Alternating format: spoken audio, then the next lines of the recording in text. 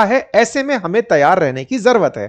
साथ ही साथ हमें कोरोना के समय भी एकजुटता से ऐसी चुनौतियों का सामना कर चुके हैं, अतः फिर से उसी तरह की तैयारी रहने की आवश्यकता है। धैर्य के साथ, संयम के साथ, शांत मन से हमें चुनौती का मुकाबला करना होगा। जब प्रधानमंत्री ने कोरोना से तुलना कर दी तो एक बार आपको मैं फिर से कोरोना याद दिला देता हूं कि कितना घातक था। अर्थव्यवस्था के लिए, व्यापार के लिए, जीवन के लिए तो था ही था, देश की तबीयत के लिए कितना नुकसानदायक था याद दिलाता हूं। साथियों, कोविड-19 आज से 6 साल पहले एक कोइंसिडेंस कहा जाएगा कि जिस दिन आप और हम ये सेशन कर रहे हैं, आज 24 मार्च है।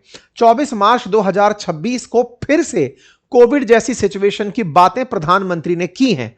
पिछली दफा 6 साल पहले आज ही के दिन 24 मार्च 2021 को देश में पहला लॉकडाउन अनाउंस हुआ था। 6 साल के अंदर फिर से वो साइकिल दोबारा से हॉन्ट कर रही है, डरा रही है। साथियों, कोविड-19 महामारी वर्ष 2019 में चाइना की वुहान लेबोरेटरी से क्लेम किया गया कि निकली थी, लेकिन पूरी दुनिया इसके कब्जे में आती चली गई। धीरे धीरे लॉकडाउन और जगहों पर सन्नाटा और दुकानों पर बंदी के नोटिस लगते चले गए। घरों पर रहने की हिदायतें दी जाना शुरू हुई। तमाम प्रकार के ट्रांसपोर्ट रुक गए, कल कारखाने रुक गए, जो जहां था वो वहीं की वहीं अटक गया। परिणाम निकला जीडीपी का नुकसान। जो अर्थव्यवस्था लगातार दौड़ रही थी लगभग 7-8% सालाना की दर से, वो एक साल में ही 5.8% की दर से गिर गई थी। भारत को उससे उबने में, उससे बाहर निकलने में लंबा समय लगा। वी शेप ग्रोथ कर्व बाद में बनकर आया। ग्लोबल जीडीपी ओवरऑल 3.1% कॉन्ट्रैक्ट कर गई थी। वर्ष 2020 के अंदर इकोनॉमी को बड़ा नुकसान हुआ था। जीडीपी का कॉन्ट्रैक्ट होना हुआ, जिससे कि अनएम्प्लॉयमेंट बढ़ा, गरीबी बढ़ी, साथ ही साथ बहुत सारे छोटे बिजनेसेस प्रभावित हुए। परिणाम निकला कि टूरिज्म और ट्रैवल जैसी चीजें बुरी तरह प्रभावित हुई, और स्टॉक मार्केट का तो कहना ही क्या है। उस दौर में भी ऑयल की प्राइसेस ने दुनिया को बड़ा थकाया था। काफी सारे सेक्टर्स, चाहे सेवा क्षेत्र, निर्माण, विनिर्माण, कृषि हो, इन सब पर गहरा असर था। बेरोजगारी का आलम चढ़कर था, नौकरियों को बड़ा नुकसान हुआ था, और तरीके से अगर देखा जाए तो डिमांड भी कहीं ना कहीं उसके अंदर कॉम्प्रोमाइज हो गई थी। भारत सरकार को उससे निपटने के लिए उस समय 20 लाख करोड़ रुपए का एक इकोनॉमिक पैकेज घोषित करना पड़ा था, जिससे भारत ने तमाम प्रकार से प्रवासियों के लिए, गरीबों के लिए योजनाएं निकाली। लिक्विडेशन को ध्यान में रखते हुए आरबीआई ने योजनाएं निकाली, एमएसएमई सेक्टर के अंदर योजनाएं निकली, तमाम प्रकार के राहत पैकेजेस का अनाउंसमेंट किया। परिणाम स्वरूप समय बीतने के साथ भारत ने साल भर के अंदर वी शेप रिकवरी देखना शुरू कर दिया था। जब 2020 में यह हालात थे और आज जब हम 2026 में हैं और वैसी ही बातें हो रही हैं, तो रिजेंबलेंस क्या है? रिजेंबलेंस यह है कि कोविड के काल में पेट्रोल, डीजल या क्रूड जो था वो इतना सस्ता हो गया था कि खरीदार नहीं मिल रहा था।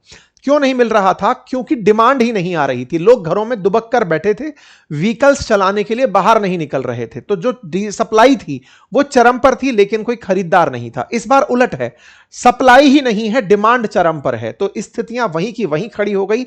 डिमांड और सप्लाई का गैप फिर से खड़ा हो गया।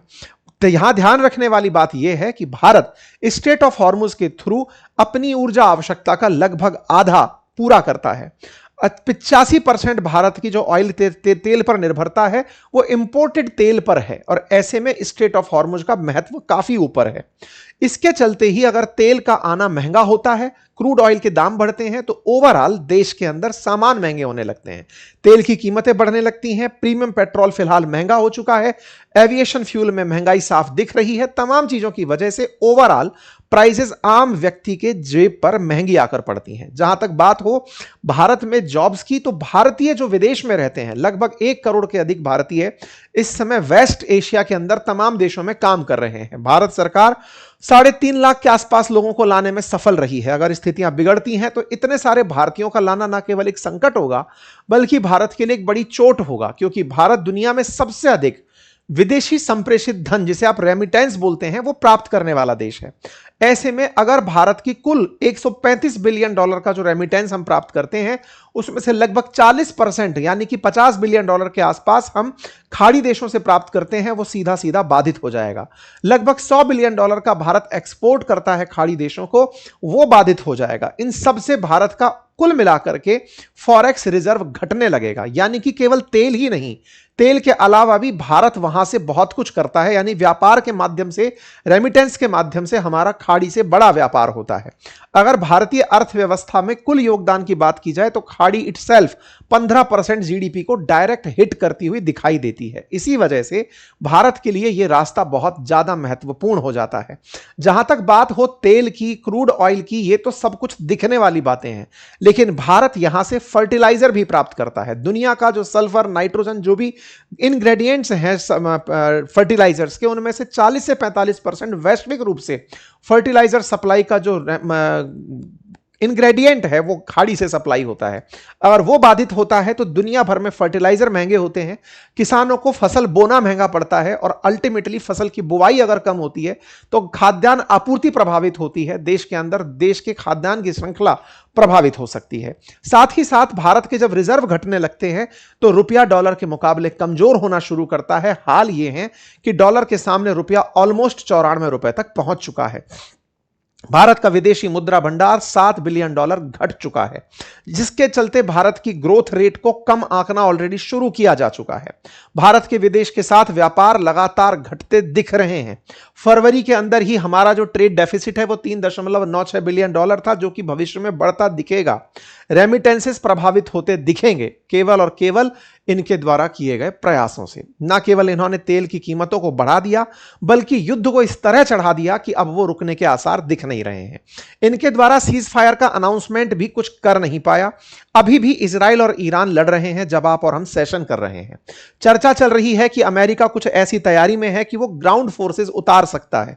4500 से अधिक यूएस ट्रुप्स इस क्षेत्र में एंट्री कर रही हैं। हालांकि ये कयास है, कुछ मीडिया हाउसेस ऐसा क्लेम कर रहे हैं, ऐसा मैं दावा अभी नहीं करता हूं। ईरान इजराइल के चलते इस युद्ध में तमाम प्रकार के प्रभाव ईरान की वजह से और अमेरिका की वजह से दुनिया को असर डाल रहे हैं। दुनिया के असर के चलते अब रिकमेंड किया गया है इंटरनेशनल एनर्जी एजेंसी के द्वारा कि आप वर्क फ्रॉम होम प्रोवाइड करिए, लोगों से कहिए कि वो एयर ट्रैवल करना बंद करें। साथियों, यहां पर आप देखें कि इंटरनेशनल एनर्जी एजेंसी ने रिकमेंड किया है कि दुनिया भर के देश वर्क फ्रॉम होम प्रोवाइड करने की कहें, हाईवे की स्पीड को 10 किलोमीटर प्रति घंटे की रफ्तार से कम कर दें ताकि डीजल की खपत कम हो, पब्लिक ट्रांसपोर्ट को बढ़ावा दें, कार पूलिंग को बढ़ावा दें, कार शेयरिंग को बढ़ावा दें, कमर्शियल व्हीकल्स की एफिशिएंसी को बढ़ावा दें, एलपीजी के सपोर्ट करने के लिए कुछ अल्टरनेटिव तरीके विकसित किए जाएं। एलपीजी के लिए इलेक्ट्रिक ओवन तवों का इस्तेमाल किया जा सके तो वो किया जाए, यानी कि अल्टरनेट सोर्स पर काम किया जाए। यही कारण है कि ये दुनिया भर में ये रिकमेंडेशंस काम कर रही हैं। Pakistan already work from home चला रहा है। श्रीलंका ने 4 दिन का 1 हफ्ते में वर्क फ्रॉम होम अनाउंस कर दिया है। साथ ही साथ बांग्लादेश के अंदर, वेस्ट एशिया के अंदर इस समय हालत उसकी खराब हो रही है। मालदीव्स के अंदर 30% उनके जो टूरिस्ट हैं वो घट चुके हैं। जापान ने अपना सबसे अधिक ऑयल रिजर्व पहली बार रिलीज किया है, जो स्ट्रेटेजिक रिजर्व था। साउथ कोरिया के प्रधानमंत्री की जो यात्रा थी वो उन्होंने कैंसिल कर दी है। चाइना की वो उसको इसलिए कैंसिल कर दिए ताकि अपने देश की महंगाई से निपट सकें। तमाम देश अपने अपने स्तर की लड़ाइयों में बिजी हो चुके हैं। एशिया के वो देश जो तेल पर, खाड़ी पर निर्भर थे, उन्हें अब अपनी स्ट्रेटेजी बदलनी पड़ रही है। कुल जमा अर्थ यह है कि क्या यह वैश्विक मंदी की तरफ इशारा है। इस पर मैंने बातें बाजार की चैनल पर आज से 5 दिन पहले एक सेशन करके बताया था कि क्या मंदी आने वाली है। उसमें भी हमने ये सारी बातें डिकोड करने का प्रयास किया था, क्योंकि धीरे धीरे आर्थिक गतिविधियां अगर महंगी हो गई, महंगाई बढ़े और ग्रोथ ना बढ़े, ये स्टैगफ्लेशन जैसी सिचुएशन अल्टीमेटली मंदी की तरफ जाती है। यही बात प्रधानमंत्री ने सदन के अंदर संबोधित करते हुए कही है।